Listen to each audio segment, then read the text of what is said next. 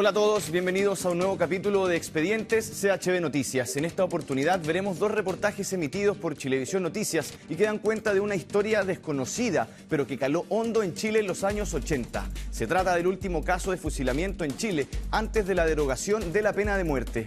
La investigación, liderada por el periodista Pedro Azócar, retrata el hallazgo de un registro audiovisual inédito y desconocido hasta ahora, que nos permite ser testigos de la última pena capital aplicada en Chile, que fue aplicada de hecho contra los llamados psicópatas de Viña, quienes cometieron una decena de crímenes seriales y violaciones que conmocionaron al país a inicios de los años 80. Además de estos reportajes, conversaremos con expertos en derecho penal sobre la aplicación de la pena de muerte como castigo. Así comienza Expedientes CHB Noticias. Hace 37 años, en 1985, se produjo el último fusilamiento ocurrido en Chile. Dos homicidas y violadores seriales enfrentaron la pena de muerte. Chilevisión Noticias revela antecedentes inéditos de este caso, incluyendo el rescate de un testimonio audiovisual histórico que deja en evidencia lo que implicaba finalmente la aplicación de la pena capital. Advertimos, eso sí, que el siguiente reportaje es para mayores de 18 años, ya que parte de su contenido puede afectar la sensibilidad de algunas personas.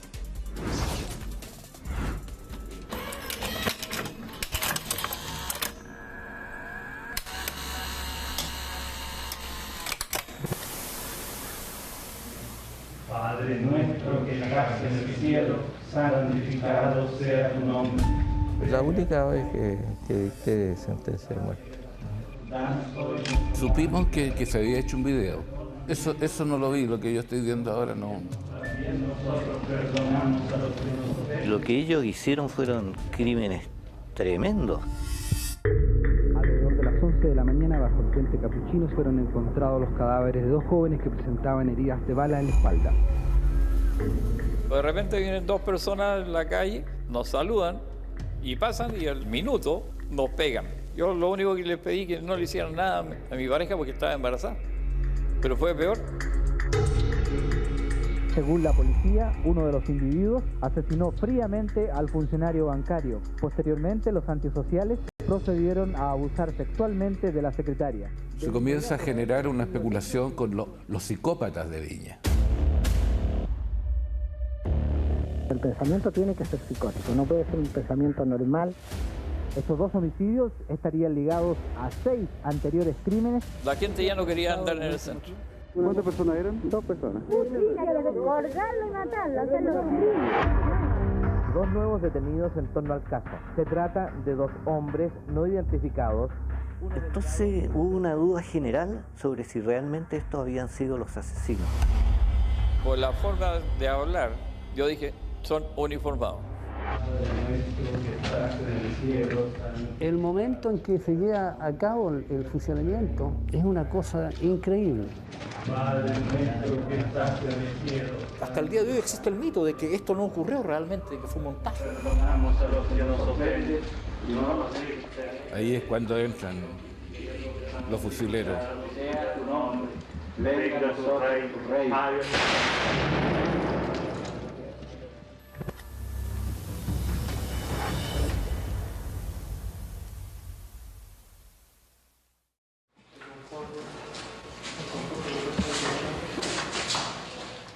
Es la madrugada del 29 de enero de 1985 en la cárcel de Quillota. Mientras un perito toma las huellas dactilares de ambos condenados, en otra habitación se disponen las armas para los fusileros.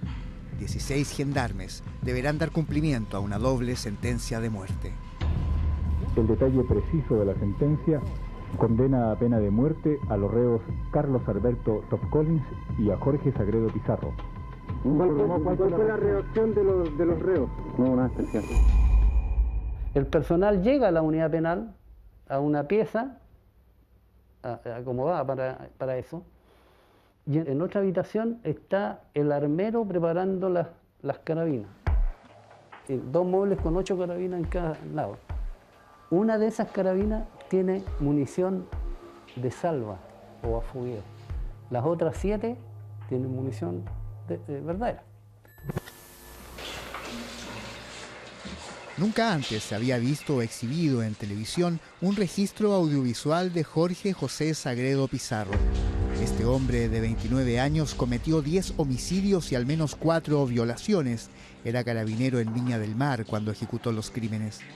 Sagredo era un hombre violento. Incluso dijo que merecía la pena mayor, que él no quería permanecer en la cárcel por vida. Pero era un ser más bien primitivo. Jorge Sagredo no actuó solo, lo hizo junto a su cómplice, Carlos Alberto Top Collins, cabo de la misma institución, quien cumplió 35 años hace solo 4 días y hoy también será fusilado. Ese es Top Collins, el flaquito que agarró a puntapié a mi pareja. Lo reconozco de inmediato. Y cuando le grité que no le hicieran nada, que estaba embarazada, con mayor razón la golpeó. Es por este y los otros crímenes que ambos fueron condenados a muerte y en pocos minutos más serán ejecutados.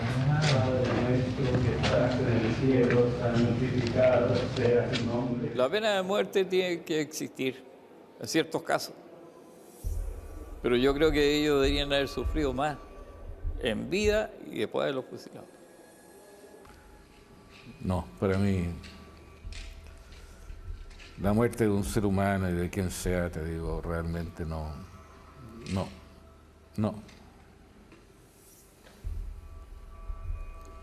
Esta grabación en video inédita y desconocida hasta ahora, que por primera vez se mostrará en televisión, es el único documento histórico que acredita la última ejecución a la pena capital realizada en Chile.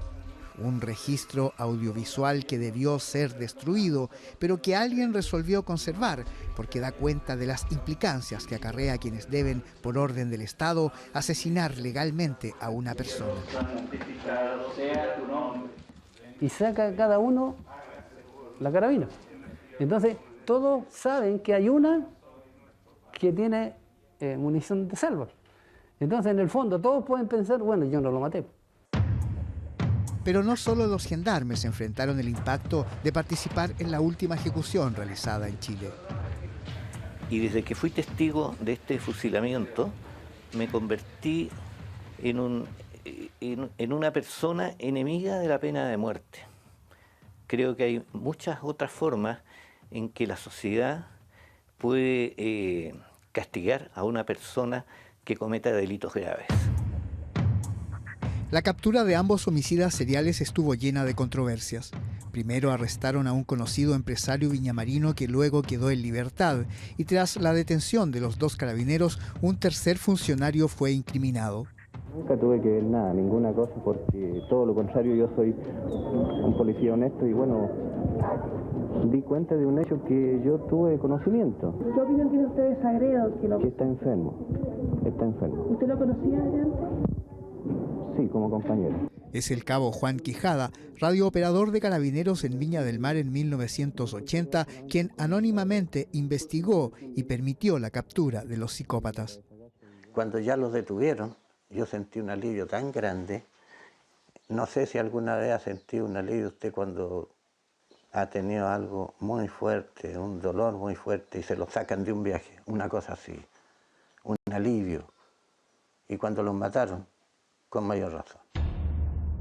Convoco a los chilenos mayores de 18 años a un plebiscito para que se pronuncien sobre la aprobación o rechazo del texto constitucional propuesto por la Junta de Gobierno.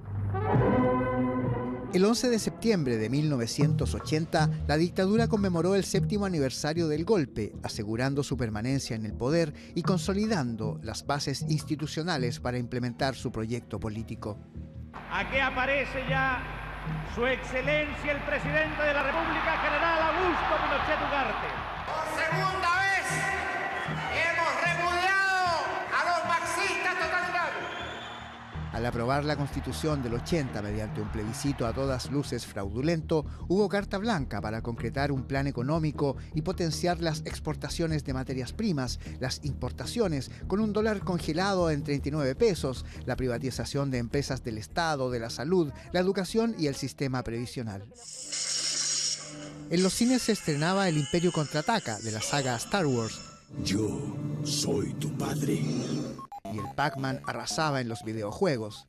Pero este clima de aparente calma se sustentaba en realidad en un modelo represivo consolidado, gracias al férreo control de los medios de comunicación y el asesinato, encarcelamiento o exilio de los opositores. Respecto de la prensa, había poca credibilidad. La gente no tenía confianza en el trabajo de los periodistas, siempre creía que ocultábamos algo. Y cuando nosotros tratábamos de entrar, inmiscuirnos en ciertos casos, ir a poblaciones a investigar situaciones que habían ocurrido en defensa de la gente de las poblaciones, que había sido abusada, y la gente nos trataba de sapos y no quería saber nada con nosotros, era muy difícil. Y sobre todo, además, en un régimen dictatorial donde estaban los medios controlados y la opinión pública no tenía mucho acceso a información. El atentado se registró aproximadamente a las 8:10 de esta mañana en la intersección de las calles Puyehue y Manuel Montt. Es en este contexto enrarecido y de violencia que a mediados de julio del 80 la oposición armada da un duro golpe al régimen y el movimiento de izquierda revolucionaria, MIR, asesina al director de la Escuela de Inteligencia del Ejército. El coronel Roger Vergara es acribillado. 3 sujetos dispararon ráfagas de ametralladora sobre el automóvil que llevaba al coronel Vergara. Era uno de los jefes de la inteligencia militar y comienza a desarrollarse una serie de detenciones o secuestros. No se exige orden de arresto, no se tiene conocimiento del lugar a donde lo llevan, etc. Una camioneta se adelantó y se puso al lado, frenó rápidamente así al lado del auto, se bajaron 4 o 5 hombres, me apuntaron al estómago una pistola, entonces nos dijeron, qué sé yo, bajen los dos. Yo me bajé rápidamente con Eduardo y nos esposaron en la calle, enseguida nos condujeron a la parte posterior de la camioneta. Es en medio de este clima de violencia política que en agosto ocurre un hecho que solo consignan algunos diarios en la Quinta Región, y lo que parte como un automóvil desbarrancado en la avenida España de Viña del Mar termina por revelar un atroz asesinato. Un día estábamos en el patio de la comisaría, llegó él. Le dije, oye, le amaneció un mini, le dije yo ahí colgando. Sí, me dijo, primera vez que hablaba conmigo. A ese igual lo tiraron para abajo, me dijo. Ah, sí, le dije yo. ¿Y cómo? Ya, los hueones, me dijo. Así es que hablan en garabato, ¿entiendes? Mucho garabato. Que los hueones estaban arriba pololeando, hueón. Y mataron al gallo y se pisaron a la mina. Y el auto lo tiraron para abajo, hueón. Ah, sí, le dije yo. ¿Tú fuiste los primeros que fueron a ver esta cuestión? No, me dijo, sí, así fue. Yo me clavé con ese gallo y no lo solté más. Este es el primero de un ciclo de homicidios seriales que por poco más de un año aterrará a los habitantes de Viña del Mar y Valparaíso. Y las personas se cuidaban mucho de salir tarde y de tener alguna relación sentimental a bordo de un auto. ¿Cuántas personas eran? 2 personas, pero una la vi de lejos, unos 15 metros sería, pero... La gente estaba asustada.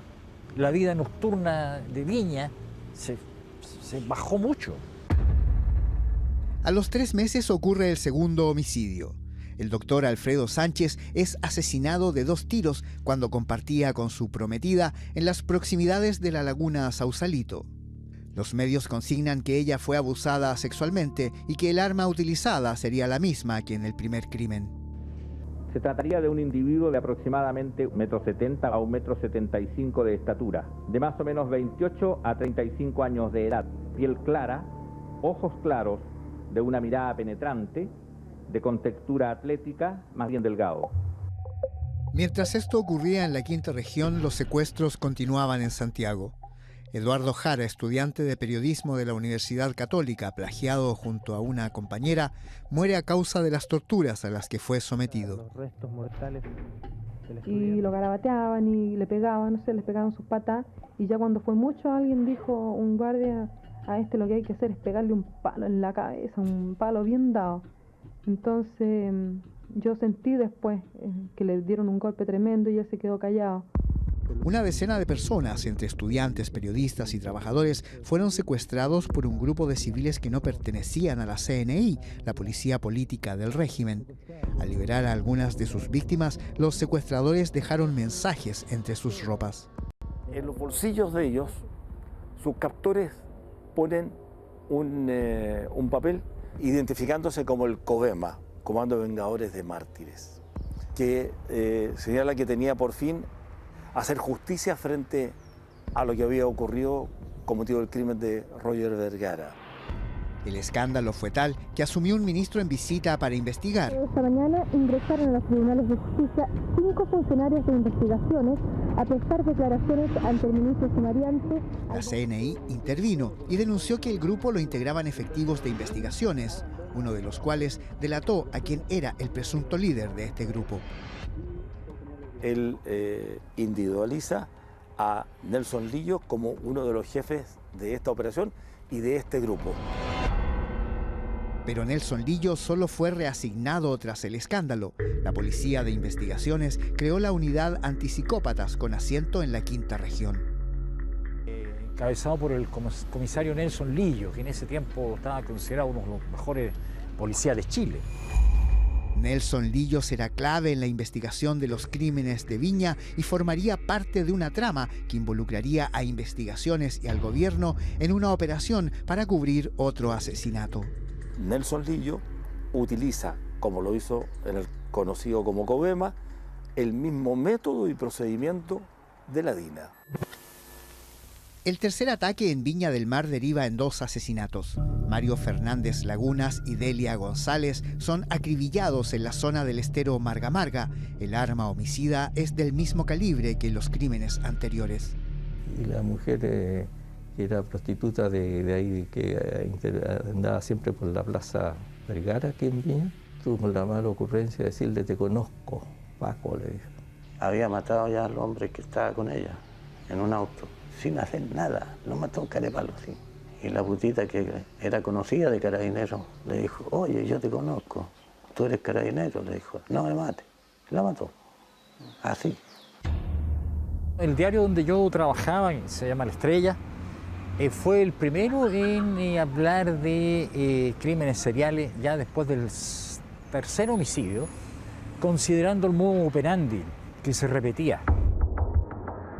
A fines de mayo, otro doble homicidio. Asesinan al taxista Luis Morales, le sustraen el vehículo e interceptan en Reñaca Alto a una pareja, dan muerte a Jorge Inostroza y violan a su acompañante. El que mandaba era Sagredo. Incluso generalmente las víctimas era él que las mataba.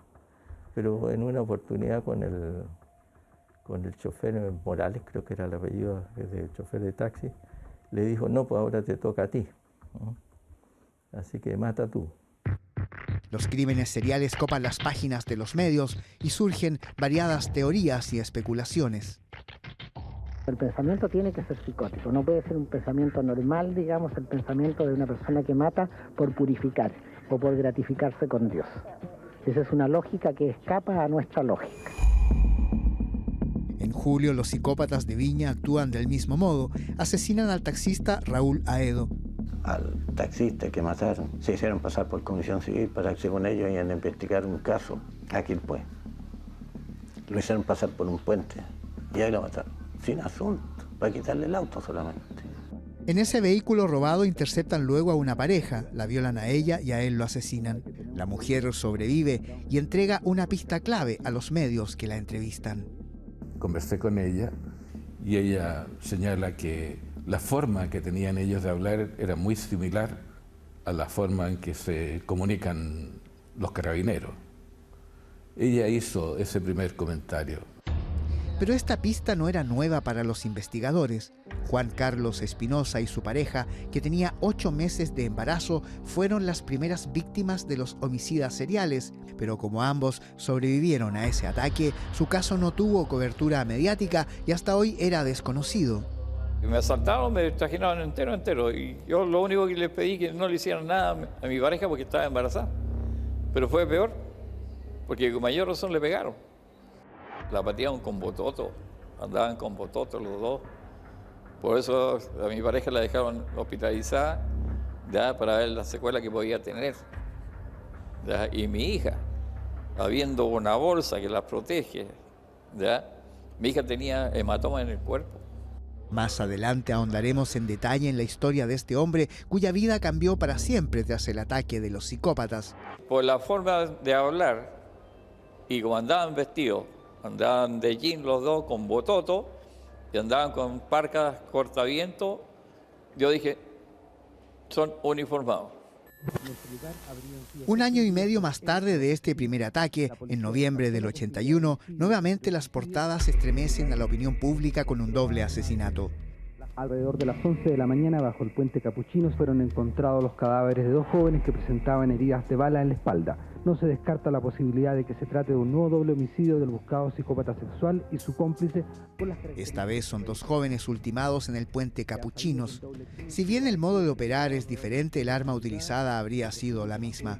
Los psicópatas suman 10 homicidios. Estaba esta pareja de jóvenes ahí debajo del puente que hay ahí en la Avenida España, y apareció este tipo.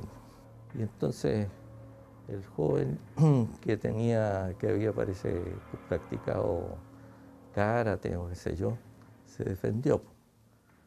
Entonces ahí lucharon y Sagredo le pegó un balazo. Y después, fuera de aprovecharse de la niña, la mató.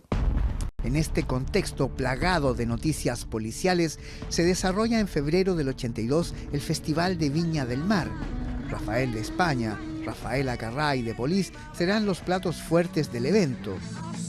Pero el ambiente festivo se acaba a los 3 días de terminado el Festival de la Canción.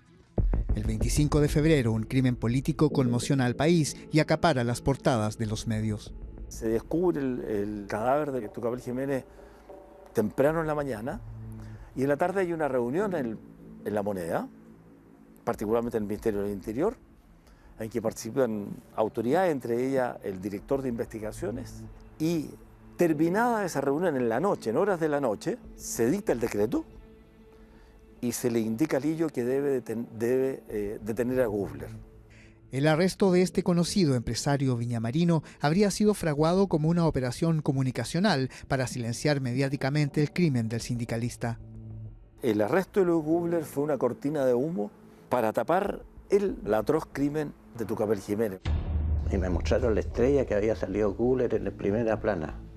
Este es el psicópata, me dijo el coronel. ¿Qué me dice usted, Quijada? Sí, ya, fuerte. Que están equivocados, mi coronel.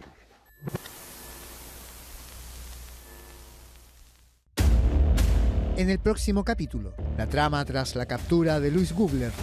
No lo detienen, lo secuestran. Gubler fue torturado. Así es. El vuelco en el caso y la confesión de los verdaderos psicópatas. Me lo contó con pelo y detalles. Yo trastabillé y le disparé. Y después tuve que meter la mina.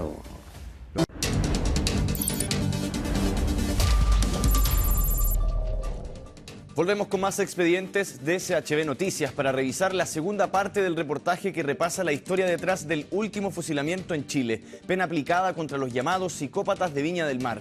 Advertimos que el siguiente reportaje es para mayores de 18 años, ya que parte de su contenido puede afectar la sensibilidad de algunas personas.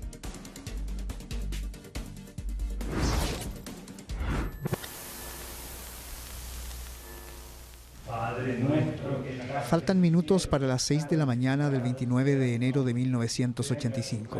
Custodiados por gendarmes y con los ojos vendados, ambos condenados avanzan totalmente a ciegas por el corredor de la muerte hacia el paredón de fusilamiento donde serán ajusticiados.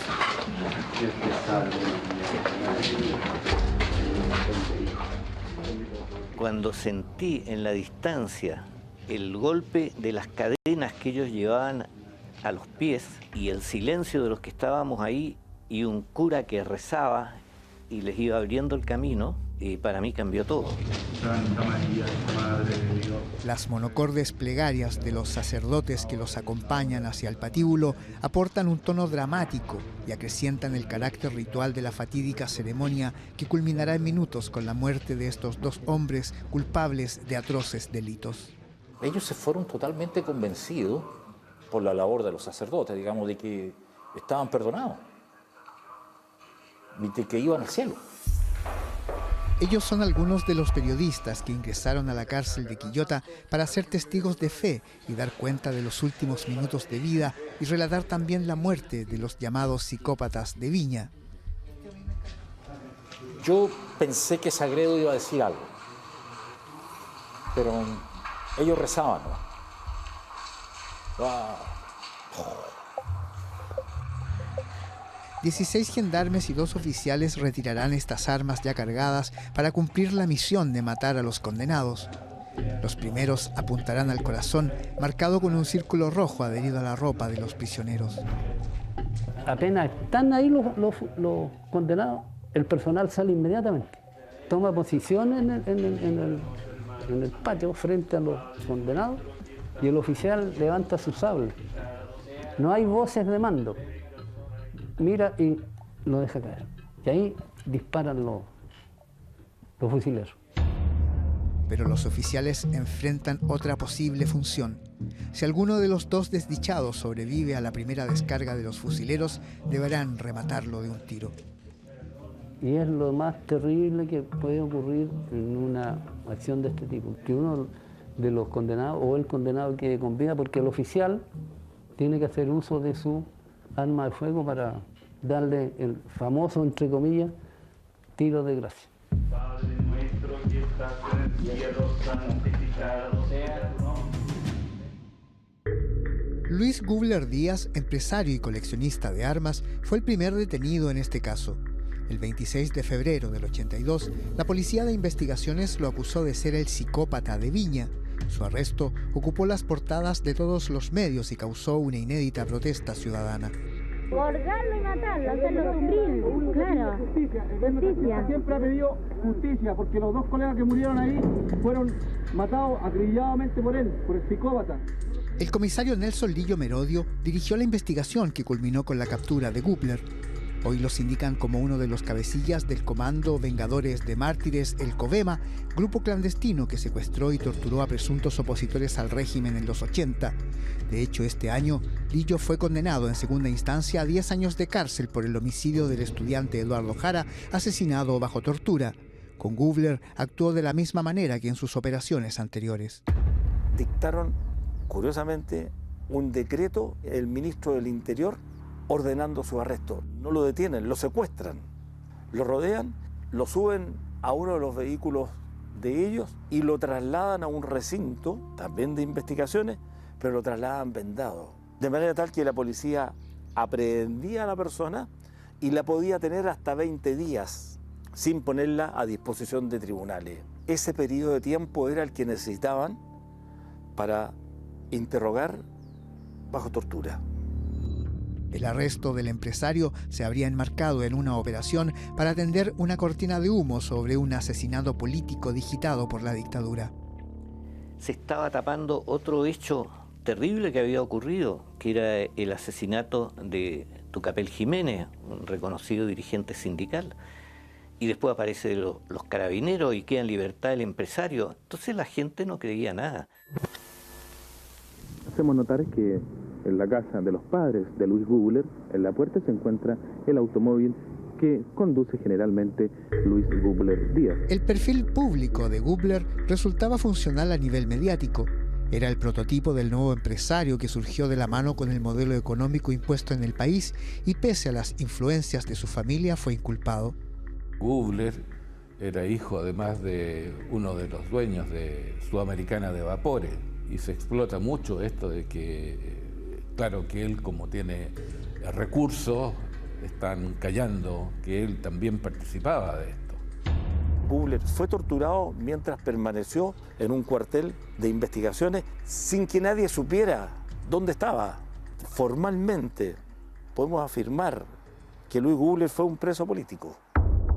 Luis Gubler figuraba en la lista de los sospechosos por un arma inscrita a su nombre cuyo calibre coincidía con las usadas por los psicópatas.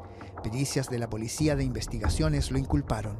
Estos informes solo hablaban de los calibres de las armas. Y después el mismo director de investigaciones de aquella época contrató 3 peritos balísticos ajenos a la institución que hicieron un informe balístico ya no solamente sobre el calibre de las armas, sino de que cada munición que era recuperada había estrías, y así que por eso también se pudo determinar bien que eran las armas de los reos estos que habían cometido los homicidios. Hoy revelamos por qué las balas de los psicópatas y las de Gubler eran las mismas. ¿Usted cree que Gubler tuvo alguna participación? La participación es que les compró balas a los carabineros, nada más. Nada más. Le vendieron una caja de 50 tiros, 38, para que tuviera por sus revólveres que tenía de colección. Antes de ser juzgado, Gubler fue víctima de una condena mediática. Había poco periodismo independiente que hiciera una investigación que fuera una suerte de interpelación a los antecedentes oficiales. Había poco de aquello, hay que reconocerlo. Yo creo que este es un mea culpa para el periodismo que hacíamos en aquellos años. Las víctimas fatales. Pero en paralelo a la PDI, Carabineros realizaba otra investigación para dar con los psicópatas. La pista clave la entregó este hombre, el cabo Juan Quijada, colega de Jorge Sagredo en la misma comisaría. En ese tiempo yo trabajaba en la central de radio de Viña del Mar y empecé a escuchar las cosas que sucedían en la ciudad, los llamados de emergencia. En el Sausalito iban parejas a pololear ahí y un tipo que cuidaba ahí me llamó una noche y me dijo que andaban unos hombres disparando a las parejas. El tipo me decía las características de los involucrados y eran siempre las mismas características. Yo iba entrando a la comisaría para mi servicio y vi a este tipo que venía entrando, Sagredo, con las vestimentas que me proporcionaban en las noches, que era su parca corta con un cierre blanco. Me quedó esa cuestión acá. Quijada resolvió entablar amistad con Sagredo. Quería ganar su confianza para confirmar sus sospechas. Porque yo ya creía que era él. No podía ser la vestimenta todos los días, la misma vestimenta. Y nadie repara en esas cosas. Los bototos salía con la... Él andaba todos los días con los bototos comandos, de blue jeans y con esa parca. Andaban de jean los dos con bototo y andaban con parcas cortaviento. Yo dije, son uniformados.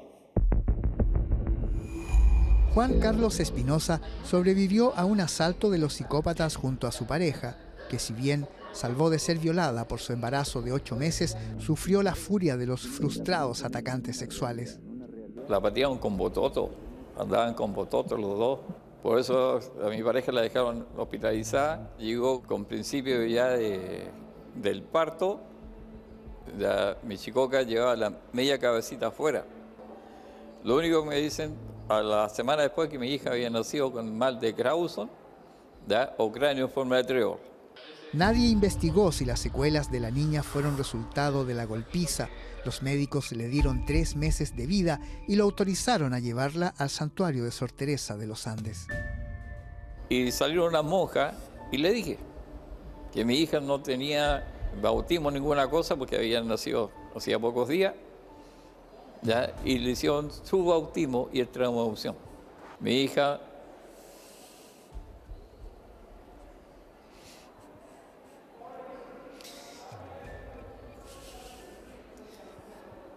Dios es poderoso. Está inscrito como un milagro de la Virgen. Sor Teresa de los Andes. Mi hija me duró 37 años, cuando los médicos me decían que no tenía más de 3 meses de vida. Juan Carlos Espinosa nunca creyó que Sagredo y Top Collins fueron fusilados. Quiso ver el video de la ejecución para conocer la verdad. Porque se decía que eran 2 NN los que habían fusilado. No eran los psicópatas, porque a los psicópatas no se les podía mover porque tenían un respaldo que era muy grande. Esta era su postura sobre la pena de muerte antes de ver las imágenes. La pena de muerte tiene que existir en ciertos casos. Pero yo creo que ellos deberían haber sufrido más en vida y después de los fusilados. Padre nuestro que estás en el cielo, santificado sea tu nombre. Venga a nosotros tu reino. ¿Ya? Ese es un balazo que se sintió. Un ser humano no puede quitarle la vida a otro con un balazo. O sea, le cambia un poco la idea, porque usted me había dicho que era partidario de la pena de muerte. Sí, por eso, es que cambia al verlo. Cambia. Y eso es lo que debía haber mostrado la televisión en esos años, y no lo hizo. Distinta es la mirada del cabo Juan Quijada, quien conoció de cerca a los psicópatas y montó un plan para descubrir al cómplice de Sagredo. Oye, weón, le dije yo un día, lo encontré parado un día. Tengo un trabajo, weón. ¿Por qué eso lo he inventado yo? Lo inventé. Tengo un trabajo. Sí, dime. Ahí en la tabaquera de Arlegui con Villanelo. ¿Y qué es lo que tenéis pensado ahí? Puta, asaltarla, pues, weón, le dije yo. O sea, es que el palo, se lo dije. Pero necesito otro más, porque yo sabía que eran dos. Sabía que eran dos. Yo quería conocer al otro. Tengo al otro, me dijo. Así logró saber quién era el otro psicópata. El mismo Sagredo se lo presentó. Ya, pues, aquí te lo saco, weón. Y entró Top Collins. Y Top Collins me dijo, así, en broma. Puta que soy desconfiado, weón, me dijo. ¿Qué me creéis poca cosa, weón? No, weón, le dije yo. Pero ya te contó el cabezón. Cabezón le decían esto. ¿Ya te contó el cabezón? Sí, ya, listo. Ya, así yo. Pero no lo notaron. El día acordado para el asalto, Quijada no llegó a la cita. Se reportó enfermo, aunque esto generó sospechas sobre él. ¿Sabe por qué yo no podía denunciarlos antes? Porque tenía que tener pruebas. Me pongo muy nervioso con esta cuestión. Pese a toda la presión, logró lo que buscaba y las pruebas necesarias para denunciarlos. Yo conocí a una novia que tenía novia, porque a pesar de que era casado, tenía novia, el Top Collins. Andaba con una gargantilla, con una gargantilla de oro y un corazón de oro, que se le había quitado a una de las parejas que mataron. Un reloj de oro también, que yo sabía dónde estaba, que en este momento no me acuerdo. Porque quería olvidar. Alrededor de las 11 de la mañana, bajo el puente Capuchinos, entre el Penú... El último doble homicidio de los psicópatas, con el que completaron 10 asesinatos, conmocionó a la ciudad Jardín, una joven pareja brutalmente ultimada bajo el puente Capuchinos. Aunque oficialmente existe hasta ahora absoluto hermetismo, no se descarta la posibilidad de que se trate de un nuevo doble homicidio del buscado psicópata sexual y su cómplice. A los 3 meses de este crimen, Luis Gubler fue presentado por investigaciones como el presunto psicópata, pero Carabineros ya estaba tras la pista de Sagredo y Top Collins. Los medios apostaron por inculpar al empresario, pese a tener información sobre los otros sospechosos. Un querido corresponsal nos cuenta que los psicópatas son Carabineros, que tienen los antecedentes y que podemos publicarlo, pero no lo publicamos. Esperamos confirmar esto.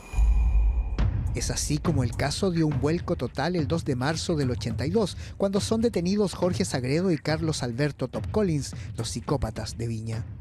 Se trata de dos hombres no identificados, uno delgado y otro de contextura gruesa, de entre 30 y 40 años de edad.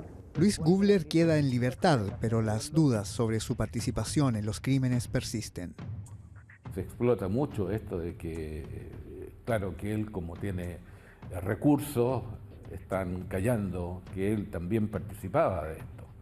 Y además un cuestionamiento sobre el Poder Judicial. Un cuestionamiento porque el Poder Judicial no logra hacer verdad, no cumple con su labor. Y se vuelve entonces a esta tesis de que hay justicia para ricos y justicia para pobres, digamos. El abogado que asumirá la defensa de Sagredo intentará despejar la situación del primer inculpado y apuntará al gobierno de la época. El gobierno tiene a él en el entierro. El gobierno ordenó la aprehensión de Gubler mediante un decreto exento del Ministerio del Interior. Imagínese usted las contradicciones. ¿Y dónde habría estado el origen de toda esta situación? Habría que preguntarle al señor Lillo. A él habría que preguntarle. Pero con detector de mentira y con psiquiatra al frente. Que diga, la firme, ¿por qué cayó Gubler? ¿Por qué se decidieron a eso? Y pese a que Sagredo intentó inculpar a Gubler tras ser condenado a muerte, no hubo elementos probatorios en su contra. Por un cuaderno separado investigué esta situación. En realidad eran puras invenciones de este hombre. ¿Y cuál era el sentido de querer implicar a otra persona? Mire, no sé, era un proceso muy curioso que trataban siempre de aparecer testigos falsos y que después se quedaban totalmente desvirtuados. Nunca tuve que ver nada, ninguna cosa. Contra viento y marea, Juan Quijada logró la captura de los psicópatas y hoy recuerda la reacción del mando en Viña del Mar cuando, tras entregar al OS7 las pruebas que tenía contra Sagredo y Top Collins, debió comparecer ante ellos. Estaba la jefatura, el coronel, los comandantes, los jefes de comisaría, todos estaban ahí y me presentaron. ¿Qué me dice usted, cabo Quijada, ya con rabia, de esto? Y me mostraron la estrella que había salido Gubler en la primera plana. Este es el psicópata, me dijo el coronel. ¿Qué me dice usted, Quijada? Sí, ya, fuerte, que están equivocados, mi coronel. Es ahí cuando los detuvieron. Quijada aún trata de olvidar, pero las palabras de Jorge Sagredo luego del asesinato en el Puente Capuchinos resuenan en su memoria. Tras el crimen lo eligió compañero de ronda. Sagredo le dije, vamos, ¿para qué? Para que me contara algo, para que me contara, saber fehacientemente qué es lo que está ocurriendo. Me acompañó, me dijo, oye, anoche anduve hueando en Caleta Alta.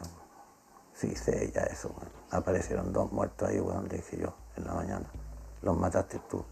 Sí, es que resulta que yo quería curarme a la mina, bueno, y el weón se me dejó encima y lo maté, bueno. Me lo contó con pelo y detalles. Me dijo, no, me dijo, es que el gallo parece que sabía karate, y me tiró un manotazo al hombro, bueno. Yo trastabillé y le disparé, bueno. Y después tuve que meter la mina, bueno. Abajo, el Puente Capuchino. Aparecieron los últimos 2 muertos.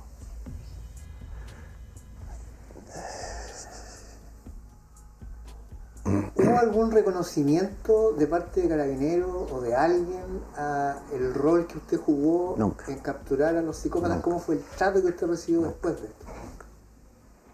Todo lo contrario, mucho odio. Odio porque salió toda la plana mayor de baja y en investigaciones también. Al ver la ejecución de Sagredo y Top Collins, Quijada da por cerrado un capítulo que marcó su vida.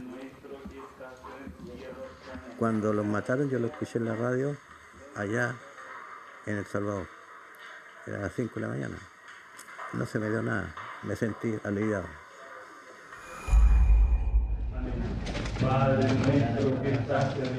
El ritual de la muerte comenzó pasadas las 5:30 de la mañana en la cárcel de Quillota.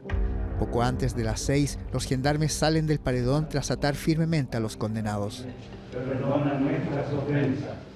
Eso también me llamó mucho la atención y yo lo relato en mi libro.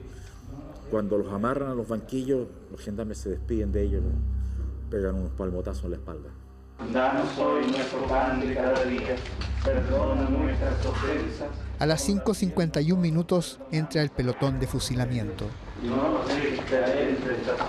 Matar en esas circunstancias, programado, escenificado, estimé que es un acto de una crueldad increíble. A las 5:52, la descarga al unísono de los 16 fusileros acaba con la vida de ambos condenados. Sea tu nombre, venga a nosotros tu reino.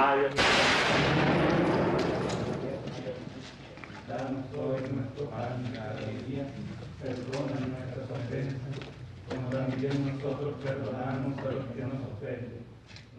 Es diferente, ¿no? Sobre todo cuando tú tienes tu ojo puesto en un visor y estás viendo una película, no estás viendo la realidad. Ahora no tengo el ojo puesto en un visor. Es difícil. Luego de esto, los médicos deben constatar los decesos. Ahí están auscultándolo para saber si hay alguno de ellos que esté con signos vitales.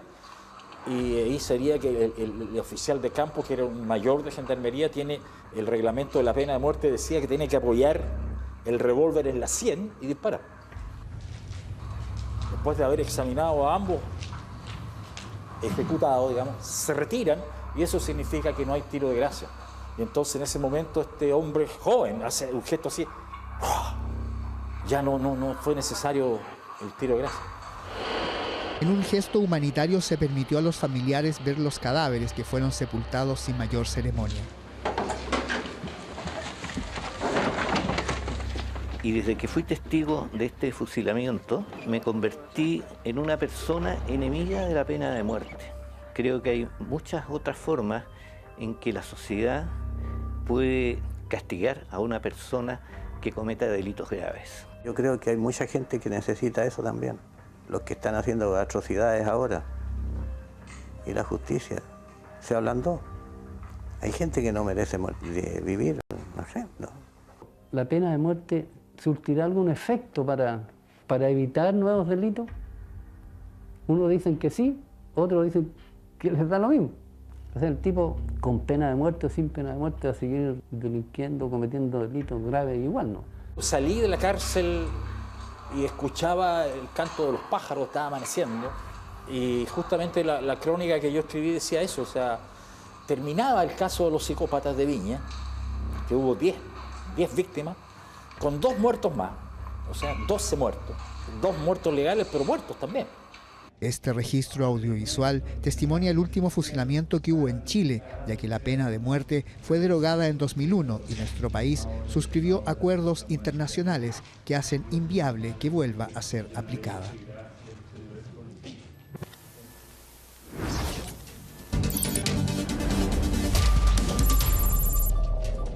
Estamos de vuelta con más expedientes CHB Noticias y tomaremos contacto ahora con Paula Medina, magíster en Sistema Penal y académica de la Universidad Central. Muchas gracias por estar con nosotros, Paula. Muy buenos días. Muy buenos días, muchas gracias a ustedes. Paula, bueno, vamos a partir preguntando cuál es la situación actual de la pena de muerte en Chile. Entendemos que ya no se aplica, evidentemente, pero ¿cuándo se derogó? ¿Cómo funcionaba? Si pudiéramos contextualizar un poco desde la última vez que se utilizó y cómo esto finalmente ya no se fue utilizando más. Perfecto. Bueno, la pena de muerte en Chile fue instaurada por nuestro Código Penal en 1874, que comenzó a regir en el 75, y permaneció, ¿no es cierto?, como parte de nuestra legislación, aplicándose en 58 casos. El último caso, ¿no es cierto?, que se aplicó fue en el año 85 a Top Collins, ¿no es cierto?, y Sagredo, estos llamados psicópatas de Viña del Mar. En el año 2001, Chile saca la pena de muerte, ¿no es cierto?, del Código Penal, a propósito, ¿no es cierto?, de las recomendaciones de tratados internacionales en materia de derechos humanos. Sin embargo, se mantiene todavía vigente en materia de justicia militar. Desde esta fecha ha habido varios intentos por derogarla también desde el Código Militar, sin embargo, todavía eso ha sido infructuoso. Paula, preguntarte un poco respecto de estos tratados que tú mencionabas, que tienen que ver a los que Chile está suscrito. Entendemos que obviamente esto también rige un poco finalmente cómo el Código Penal, en este caso, aplica sanciones para ciertos delitos. Y eso mismo, aparte, sumarlo a lo que tú comentabas recién de la justicia militar. ¿Por qué todavía, por ejemplo, vemos que está latente? Sí, bueno, hay varios instrumentos internacionales que han estipulado que los países que derogaron la pena de muerte no pueden volver a reinstalarla, ¿ya? Particularmente Chile ha firmado el protocolo adicional de la Convención Americana de Derechos Humanos y el protocolo adicional del Pacto Internacional de Derechos Civiles y Políticos que instruyen en esta materia. Por lo tanto, los estados que derogan la pena de muerte no pueden volver a instalarla en virtud de estos tratados. Nuestra permanencia en el ámbito de la justicia militar tiene que ver con ciertas justificaciones respecto a que en ese tipo de crímenes, ¿no es cierto?, y como una estrategia de lo bélico, efectivamente se podría justificar en estos casos.